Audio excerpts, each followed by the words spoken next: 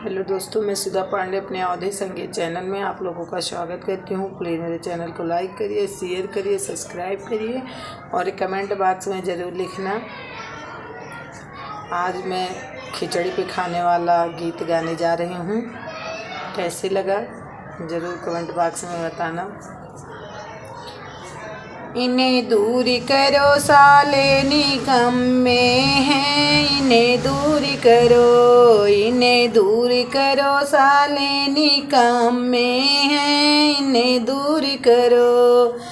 दाल या चावल के कदरों न जाने, कदरों न जाने, मालपुआ को कहे मेरी बुआ।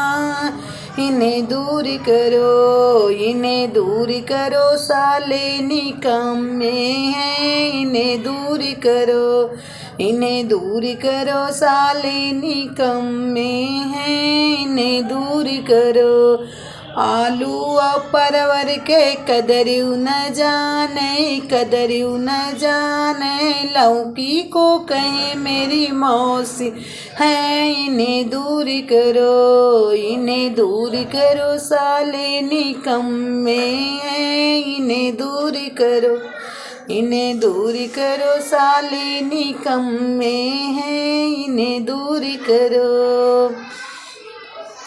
सेब अंगूर के कदरों न जाने, कदरों न जाने, मौसमी को कहे मेरी चाची है, इन्हें दूर करो, इन्हें दूर करो साले निकम में है, इन्हें दूर करो।